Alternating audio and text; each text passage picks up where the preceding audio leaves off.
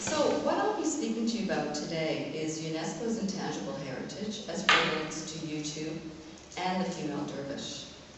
And just to know, this research is interdisciplinary.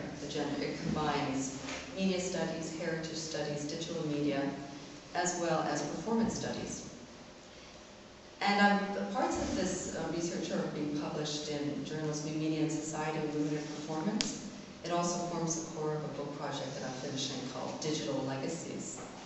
Now there's a central argument that I'm going to make in this talk, which is how YouTube provides a means to counter dominant gendered narratives put forward by nation states through UNESCO. It's important that it's put forward by nation states through UNESCO. And I'm going to illustrate this point through what's called the Mevlevi Sema ceremony of Turkey, which is known in the West as the Whirling Dervish ceremony. And just so you know, this practice became international heritage in 2005. And what I'm going to argue is that it's through the digital archiving of women dervishes that the gender narrative is countered. Because Mevlevi Sema ceremony is very long, when I want to refer to that, I'm going to refer to the ceremony as Sema, and the dance itself, which is part of it, which many people know as the whirling dance or the Sema dance. And to illustrate this major point, the main point, they'll be divided into 4 sections. So the first section, I'm going to give you some background on UNESCO's intangible heritage and YouTube and gender. The second I'm going to talk about, which is the more theoretical part of how I envision YouTube as an archive. Then the third, I will give you some background information on the Sema in terms of the gender aspects from historical and contemporary perspectives.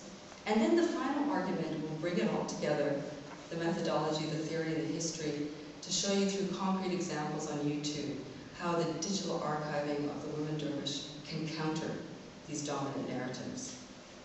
So first I'll go to the first part of the talk, which is how does UNESCO's intangible heritage link to the issue of gender in YouTube. In 2003, UNESCO signed or put forward the Convention for the Safeguarding of Intangible Heritage, which changed the way heritage was seen on the international arena. Previously, heritage was based very much in European culture, based on monuments, architecture, buildings. This convention added a dimension of talking about bringing living practices on an equal rank as monuments. What this means is that people, the practice of people became heritage, such as practices such as the performing arts, festivals, rituals, knowledge of the universe. And the steps, about the 20 years that led up to the signing of the convention, one of the key aims was to make sure that intangible heritage was maintained as living heritage. And this is maintained in the convention through the definition. In the convention, the intangible heritage is defined as constantly recreated by communities and groups in response to their environment, in response to their interaction.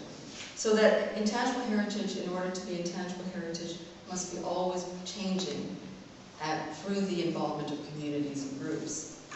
Nonetheless, the actual implementation of the convention has a tendency to freeze or concretize, that means make solid intangible heritage. This is because sovereignty of the nation states is guaranteed in the convention. What that means is each nation state has absolute authority.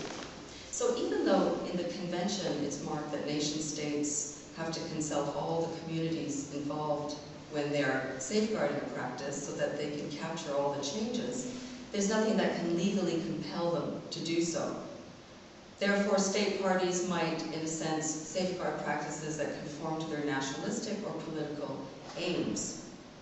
So nations are ultimately given the full authority to determine what practices reflect the nation and how they are represented. Now, nations who have ratified the convention are supposed to set up inventories of all the practices in their nation, and then what they do is they take 1 or 2 and they create what's called nomination files. And these nomination files go into a competition to decide if they should appear on UNESCO's prestigious lists. UNESCO has prestigious lists. The committee is also made up of nations. So what happens often is nations present nomination files that reflect their political nationalistic goals. So in this process, I argue that there's a potential to concretize living heritage. I also argue that this concretization has led to a gender hierarchy, meaning that that there's a privileging of male practitioners. There's nothing in the UNESCO documentation that mentions that men are more privileged, meaning that they're more representative. Except if you analyze all the YouTube videos, because UNESCO posts official YouTube videos, it emerges. So this is where the connection between UNESCO and YouTube enters. So I'll give you a bit more background on that. If you look on the internet at what's called the Intangible Cultural and Heritage List, and the representative list is the one I'm dealing with, you'll see that for each element, each intangible heritage that's won the competition and is featured, there's over 200. You'll see there's an online text, you'll see there's a video, and you'll see there are photographs. And when I was in Paris in 2012, this July, and I interviewed some of the members of the Intangible Cultural Heritage team in Paris. And according to Frank Proshin, who's the program specialist, the purpose of putting videos on YouTube is to, in a sense, advertise or promote the diversity of intangible heritage, and also to promote it throughout the world. So YouTube videos serve a purpose for UNESCO, and that's the purpose.